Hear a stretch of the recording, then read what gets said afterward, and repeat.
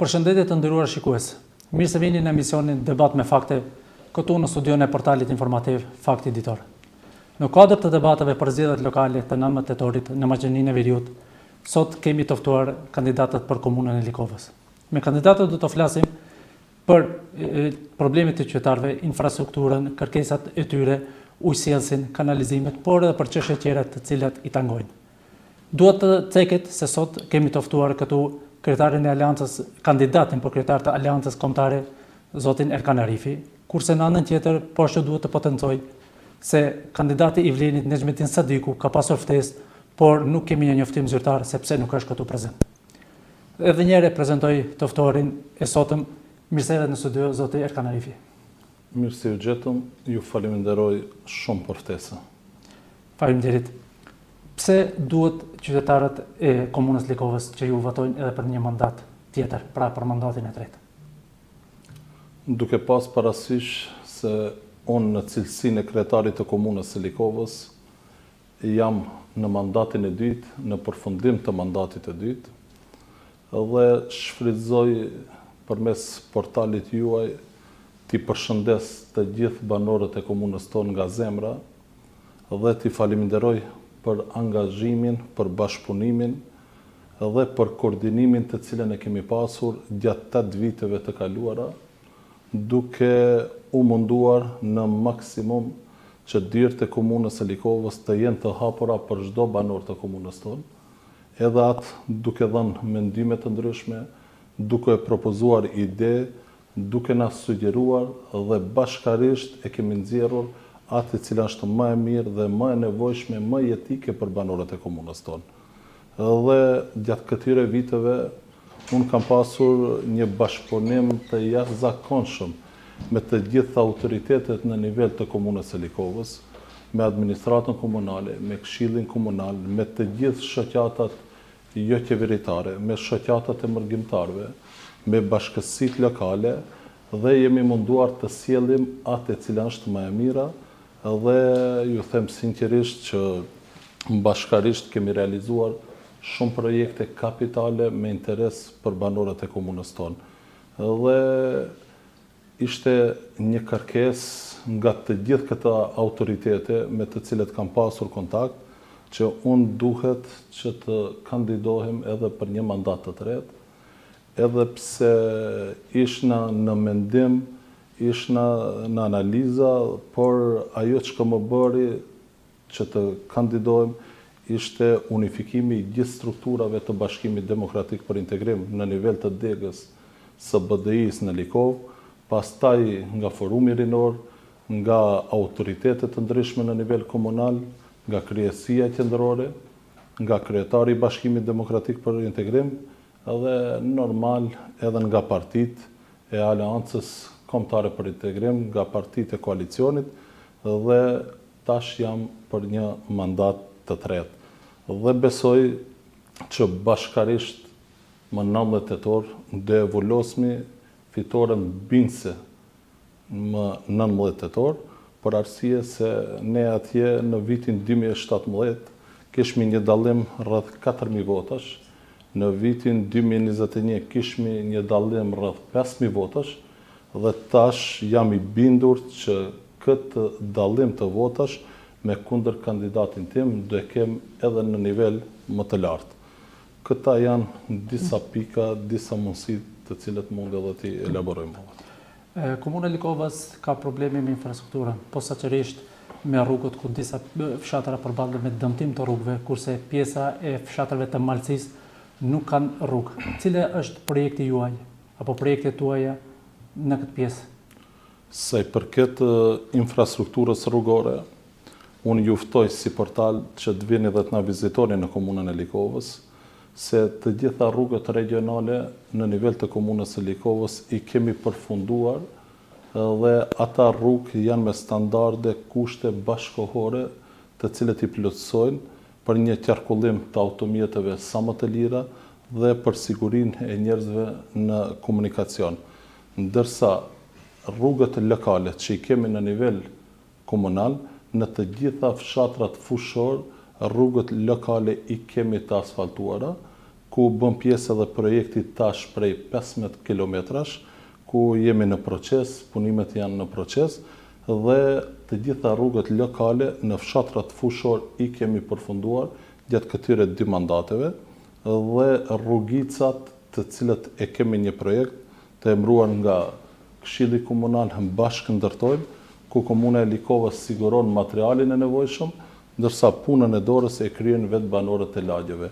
Dhe mbi 85% të rrugicave në nivel komunal i kemi të bekatonizuara, ku faleminderoj nga zemra të gjithë banorët e komunës tonë, të cilët e kanë kryer punën e dorës dhe janë pjesë aktive e të gjitha aktiviteteve të cilët i zhvillojmë në komunën e Likovës. Dhe kemi sheshin Beqir Sadiku në fshatin Slupçan, ku atje kemi rregulluar hapësirën publike aty, si dhe është rregulluar shtrati i lumit dhe shëtitoria, ku kemi edhe ndriçimin publik, ulset aty dhe shportat për mbeturina, me çka e kemi bërë atë vend për rekreacion, vend për shëtitje, si dhe ndërtimi i shtratit të lumit mëson hikjen nga përmbajtjet e ndryshme. Po ashtu edhe sheshi dëshmorëve në fshatin Mateç, ku e kemi rregulluar si hapësirë publike, një vend për rekreacion dhe një vend që shërben për të mirën e banorëve të komunës tonë. Dhe në fshatrat malor, me asfaltimin e rrugës regionale, prej në fshatin Opaj, Slupçan, Allashac, Izvor, Bellanoc, pika kufitare Bellanoc Stanqiq, që gjatë këtyre mandateve u lëshua në përdorim edhe ajo pikë kufitare, ku shumë njerëz, shumë banorë të komunës tonë dhe të komunës. Keni ndonjë projekt konkret për rrugën për Goshinc apo rrugën për Runit? Po. Se janë fshatrat të Malësisë? Fshatrat të Malësisë janë edhe fshatrat Allashac, fshati Izvor, fshati Bellanoc, fshati Goshinc, Llokar dhe Runic. Dhe për këta fshatra rruga është kryer. Allashac, Izvor, Bellanoc, Stanqiq. Rruga regionale ku i lidh të gjitha këta fshatra. Ndërsa për rrugën lokale për në fshatin Goshinc dhe Llokar, atje kemi asfaltuar më herët, tash para 10 ditësh vazhduam me projektin 2 kilometrash, ku është lidhur edhe kontrata,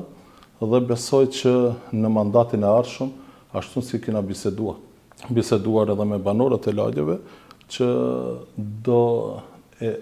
kryejmë këtë projekt deri te vendi i quajtur Ara e Agës Xhel,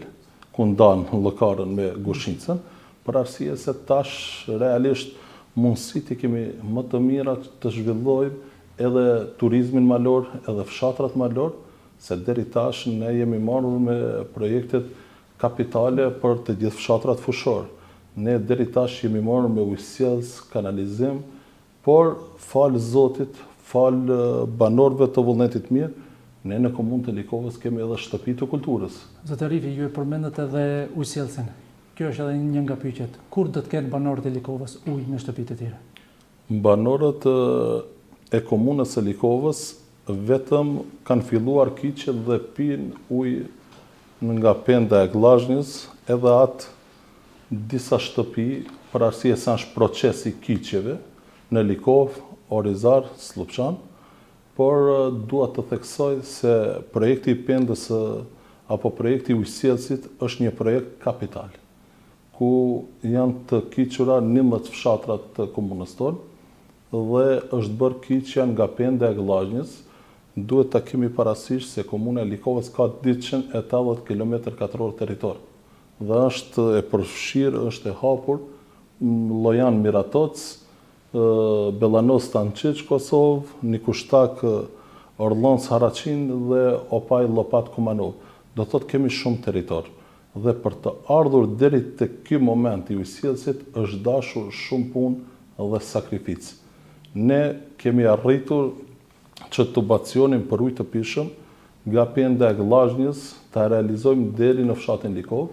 nga fshati Likov Orizar, Slupçan, Opaj, Slupçan, Baksinc, Llojan, pastaj krahu tjetër Likov, Hotel, Mateç, Vishtic, Nikushtak, dhe pas kësaj është ndërtuar filter stacioni për të gjithë vendbanimet në fshatin Likov, objektin sedimentar për të gjitha vendbanimet mbi fshatin Likov, rezervuari prej 1000 kubikësh mbi fshatin Likov, stacioni i pumpimit për të gjithë vendbanimet mbi fshatin Likov, dhe për fshatin Llojan, Vaksic, Slupçan, Orizar, Likov, Mateç, Vishtic, Nikushtak, i kanë përfunduar tërësisht rrjeti primar dhe sekundar, dhe tash jemi në fazën e kyçjes së shtëpive, ku kemi apeluar dhe kemi kërkuar nga banorët e komunës tonë, si në çdo komunë në nivel të shtetit, të dorëzojnë kërkesat për kyçje, të lidhen kontratat, të bëhet pagesa për kyçje, dhe ndërmarrja komunale të cilën e kemi themeluar penda, t'i kyçe një ditë më herët dhe të vazhdojë furnizimi me ujë të pishëm. Ju, zotëri Arifi, përmendat se këto janë projekte kapitale të cilat kërkojnë edhe financa të mëdha. Cili është bashkëpunimi i komunës së Likovës me qeverinë aktuale? Dua të theksoj se para 2 javësh nga linja kreditore e Hungarisë filluam edhe projektin ujësjellësit për fshatin Hotel dhe kemi rrumbullaksuar ujësjellësin nga fshati Llojan deri në fshatin në Kushtak. Ndërsa për fshatin Opaj dhe Ropalc kemi aplikuar në Ministrinë e Ambientit, Jetësor dhe Planifikimit hapësinor, qish nga qeveria e kaluar dhe ku janë pranuar ata 2 projekte me leje ndërtimi me elaboratet e nevojshme dhe janë të siguruara në 980.000 euro. Ndërsa kjo qeveri dhe kjo ministri 18 muaj nuk mund të i administron, të lidh kontratë me punëkryesin dhe një ditë më herët të fillojnë punimet edhe për fshatin Opaj dhe Ropalc. Dhe të them sinqerisht, 18 muaj asnjë denar nuk është dhënë për banorët e komunës së Likovës, për asnjë projekt kapital, po edhe për një projekt sa më të vogël. Dhe kështu që projektet nga linja kreditore e Hungarisë, të cilët i realizojmë ne si komunë, falë administratës komunale, këshillit komunal, të cilët kanë sjell vendim, atë ndahen në mënyrë proporcionale për çdo komunë. Ndërsa nga buxheti vetanak i buxhetit shtetit, ju them me shumë përgjegjësi se asnjë denar nuk është ndarë nga komuna e Likovës, që më herët nuk ka ndodhur asnjëherë. Tash kemi edhe fushat zgjedhore dhe më lajmërohen përfaqësues të ndryshëm të klubit të futbollit Besa në fshatin Slupçan dhe më thonë që dojnë të vendosin disa tribina atje, por jo nga ana e cila është planifikuar për të shikuar futboll, por nga ana tjetër e cila ka një rrjet me tel dhe ku nuk parashifet dhe nuk është mundësia teknike, fizike që të përcjellet loja e futbollit, dhe kanë dalur aty, janë fotografuar dhe kanë mbetur në vend pa u vendosur për arsye të kushteve projektuese dhe kushteve reale në terren që nuk mund të vendosen. Një nga problemet më të mëdha me të cilat përballet komuna e Likovës janë edhe çështja e mbeturinave. Cili është projekti juaj për ta zgjidhur këtë problematikë, duke marrë parasysh edhe deponia në fshatin në Kushtak me vendim të Ministrisë së Mjedisit dhe Planifikimit hapësinor është mbyllur? Si e vlerësoni këtë? Dua të theksoj se deponia në fshatin në Kushtak nuk është mbyllur me vendim të qeverisë, por është sjellur një urdhëresë jo ligjore, jo administrative, se duhet të mbyllet, dhe ajo urdhëresë nuk është dorëzuar as te komuna e Likovës dhe as te ndërmarrja komunale publike Pisha, dhe ajo urdhëresë është sjellur me vetmin qëllim që të pengohet veprimtaria e ndërmarrjes komunale Pisha dhe për ta mbyllur një deponi edhe ne si komunë e Likovës jemi për, kemi qenë për dhe do jemi për, por paraprakisht duhet të krijohen kushte që ku duhet të hudhen ato mbeturina. Ne me Ministrinë e Ambientit Jetësor bashkëpunojmë thuajse 5 vjet për ndërtimin e deponisë regionale në Sfeti Nikodh. Dhe të gjitha kushtet, obligimet të cilët i ka pasur komuna, i ka kryer, i ka mbyllur. Ndërsa Ministria e Ambientit Jetësor nuk ka arritur deri në këtë moment që të ndërton shtëpinë apo qendrën për grumbullimin e mbeturinave. Dhe kjo është një birokraci e madhe që ndodh në Ministrinë e Ambientit Jetësor, dhe sinqerisht me këtë vendim që e ka sjellur, me këtë urdhëresë që e ka sjellur ministri, ne e kemi ankimuar dhe presim përgjigje se 82 komuna, 82 deponi në nivel shtetit janë të njëjta sikur deponia në fshatin e Kushtak. Ndërsa urdhëresë është sjellur vetëm për deponinë në fshatin e Kushtak dhe pa krijuar kushte se ne ku duhet t'i dërgojmë ata mbeturina. Dhe çka është ajo më shqetësuese, se nga ana e ministrisë është lidhur kontratë për mirëmbajtjen e asaj deponie në afat prej 6 muajve. Ndërsa me njëherë pas kontratës, në afat prej 20 ditësh, është sjell urdhëresa. Me çka është kundërshtim si akte juridike njëra tjetra, dhe për këtë jemi në pritje të ministrisë që të na tregojë vendin se ne ku duhet t'i hudhmi mbeturinave. Për këtë arsye ligji e përcakton që ministria duhet të na dorëzojë me shkrim që ne ku duhet t'i hudhmi mbeturinat. Një nga problematikat tjera me të cilën përballen qytetarët e Likovës është edhe transporti publik. Cila është zgjidhja që ju keni paraqarë në programin tuaj dhe në 4 vitet e ardhshme për ta zgjidhur këtë? Pikë së pari, ne kandidojmë me program zgjedhor, ku e kemi edhe këtu afër. Sikurse viteve të kaluara, sikurse në mandatet e kaluara,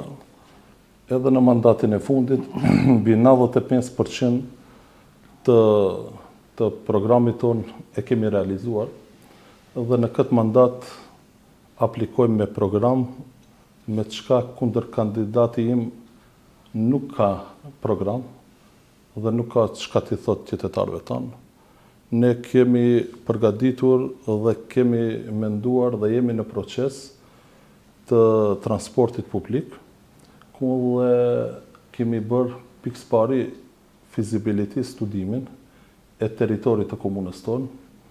kemi angazhuar dhe organizuar debate publike dhe kemi ardhur në përfundim, në konkluzion, që do të kemi 4 linja të transportit publik. Edhe atë një linjë Kumanov-Vaksnic-Llëjan, ana Sjeltës, linja e dytë Kumanov-Opaj-Slupçan-Bellanoc, pika kufitare, ana Sjeltës, pika e tretë Kumanov-Opaj-Orizar-Likov-Hotel-Mateq, ana Sjeltës,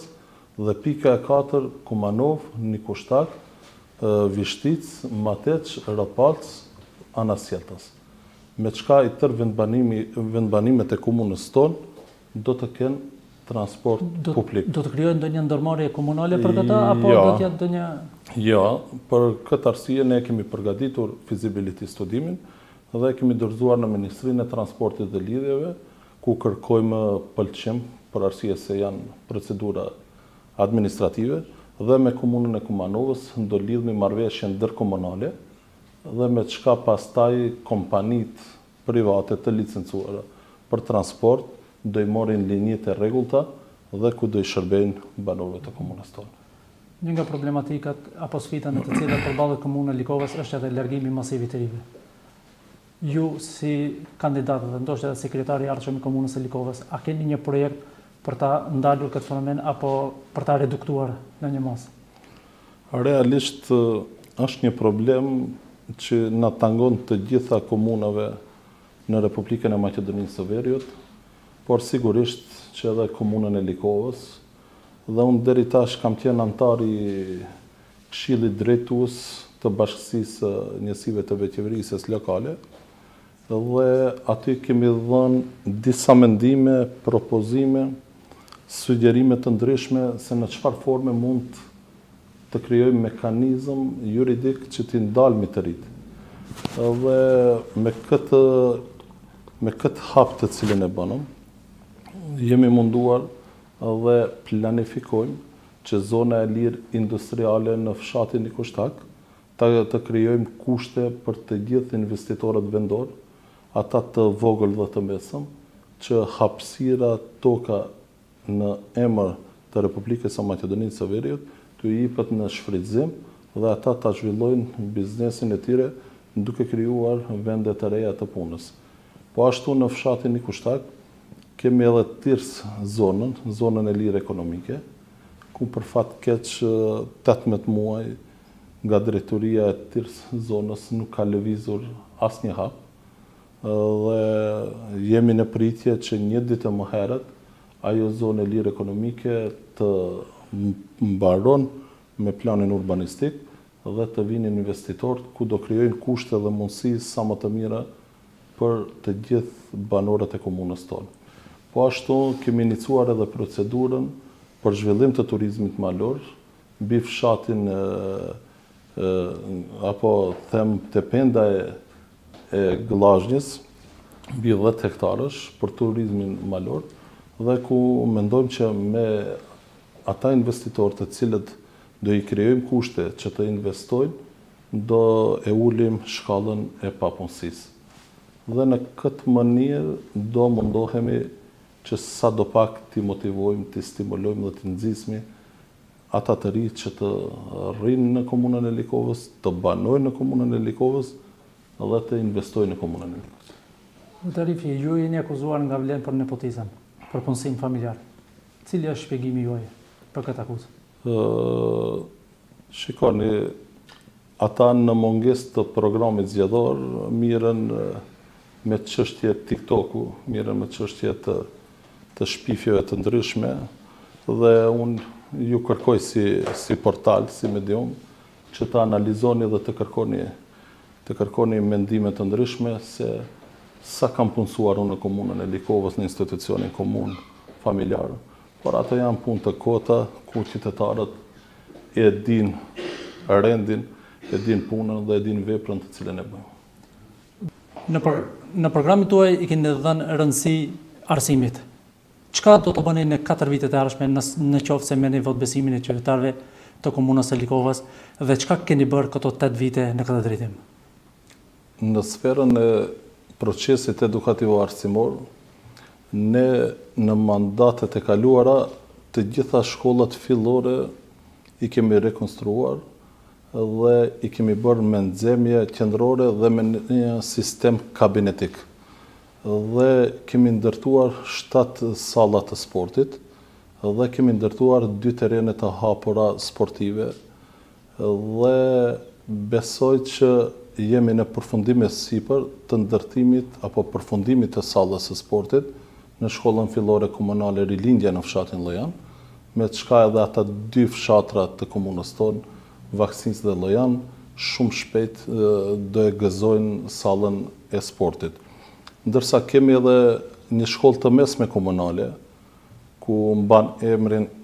e komandantit Ismet Jashari, dhe në atë shkollë jemi të vlerësuar nga Ministria e Ambientit, nga Ministria e Arsimit dhe Shkencës,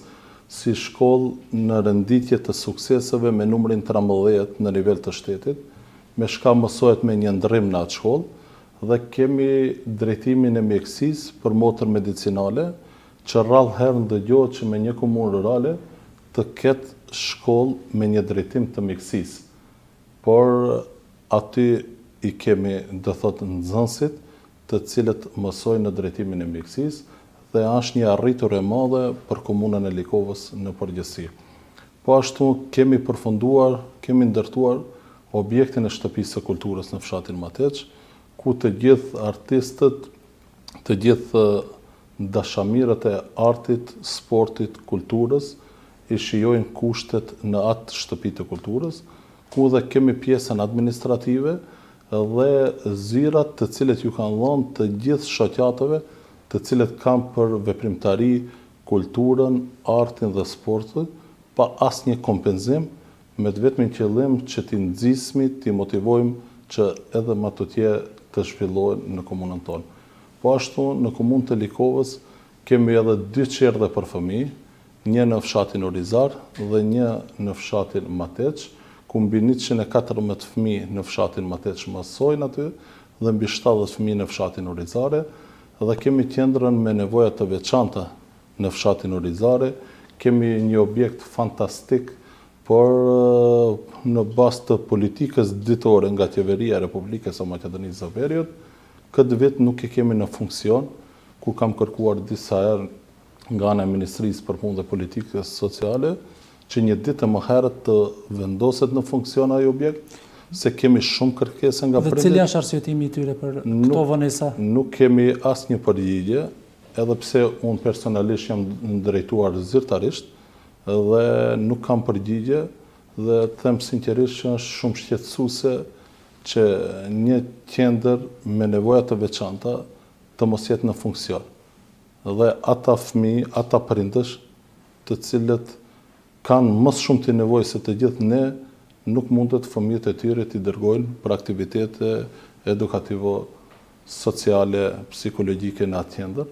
Dhe për atë arsye them që është shumë shqetësuese dhe këtë bashkarisht duhet ta tejkalojmë në të mirë të fëmijëve, për arsye se nuk do të shikojmë politikë ditore të fëmijët me nevoja të veçanta. Andaj unë kam apeluar disa herë edhe përmes mediumeve se kishmi pengesa edhe në hapjen e çerdhës së dytë në nivel komunal nga ana e Ministrisë për Punë dhe Politikë Sociale, por arritëm duke protestuar, duke kërkuar edhe nga ambasadat e huaja që ajo çerdhe e cila është financuar nga banka botërore të lëshohet në përdorim, 114.000 të gëzojnë të drejtën e edukimit dhe ja arritëm që ta lëshojmë në përdorim. Besoj që dal nga dal do arrijmë qëllimin për hir të atyre fëmijëve dhe prindve një ditë më herët ta lëshojmë në përdorim. Po ashtu dua të theksoj se kemi ndërtuar edhe shtreta të lumejve, edhe atë në fshatin Mateq, në fshatin Hotel, në fshatin Likov, në fshatin Orizare jemi në përfundim e sipër, në fshatin Slupçan. Pjesën e parë kemi përfunduar, tash jemi në proces të punimeve të pjesës së dytë dhe me çka mendoj se komuna e Likovës vetëm i ka tejkaluar kërkesat elementare të një komune rurale dhe tash duhet vetëm të mendojmë për një proces edukativ arsimor sa më të mirëfillt, nxënësit tanë të garojnë në gara të ndryshme dhe të na sjellin në vende të para dhe të dyta. Ju përmendat turizmin. Çka do të ndërmerrni në këtë aspekt duke marrë parasysh se komuna e Likovës ka dipenda, po ka edhe male dhe hapësira tjera të cilat mund t'i shfrytëzoj për agroturizëm, ndoshta duhet të marrim shembull edhe Shqipërinë, i cili ka arritur një nivel të lartë në këtë aspekt. Sa i përket agroturizmit, për fat të keq në Republikën e Maqedonisë së Veriut nuk kemi një decentralizim fiskal, nuk kemi një decentralizim të mirëfillt, ku komunat nuk i kanë kompetencat të cilët i kanë në Republikën e Shqipërisë, apo në Republikën e Kosovës, ose në komunën e Bojanocit, Preshevës, me të cilët bashkëpunojmë në bashkëpunimin ndërkufitar, dhe tash jemi të detyruar ne si komunë që të përgatismi plane urbanistike, t'ju krijojmë kushte investitorëve, ku hasmi në për bariera birokratike, në për procedura birokratike 4 vjet, 5 vjet, 6 vjet, për të aprovuar një plan urbanistik, dhe pastaj dëshpërojnë edhe investitorët edhe të gjithë të cilët mendojnë që të investojnë, por ne si komunë nuk kemi ndejt duar kryq dhe kemi urbanizuar pjesën prej të pishat në fshatin Allashec, në drejtim të fshatit Izvor, në anën e Djath, ku mendojmë që ajo rrugë regionale, ajo pikë kufitare, do i mundësoj dhe do ketë kërkesë më të madhe që të vinë investitorë aty, dhe të pende Agëllazhnjës dhe të këtër që jemi në procedurë për të aprovuar planin urbanistik, ku nga drejtoria e ujrave jemi të bllokuar një vjet të gjysmë për të marrur pëlqimin për zonën mbrojtëse të pendes Agëllazhnjës. Për atë arsye them që do të avansohet procesi i decentralizimit dhe komunat të pambarsohen në bazë të kompetencave të cilat duhet të zhvillojnë. Ndonse komuna e Likovës ka mbi 22.000 banor, ende nuk ka një bibliotekë publike apo një bibliotekë komunale. Çka do të bëni në këtë aspekt? Ne te shtëpia e Shëndetit kemi hapur edhe qendrën rinore, kemi hapur hapësirat publike të qendrës rinore dhe në kuadër të shtëpisë së kulturës jemi në fazën e zyrtarizimit, vendosjes së emrit të shtëpisë kulturës dhe themelimin si institucion, që të ketë drejtorin e vetë, administratën e vetë, të punësuarit e vetë, dhe në kuadër të shtëpisë së kulturës të kemi edhe bibliotekën komunale. Cili do të ishte mesazhi juaj drejtuar qytetarëve të komunës së Likovës për zgjedhjet e 9 tetorit? Duke pas parasysh se vetëm ditët po na afrohen ku na përfundon edhe fushata zgjedhore, unë i falenderoj të gjithë banorët e komunës tonë për bashkëpunimin e sinqert të cilët e kanë pas me mua.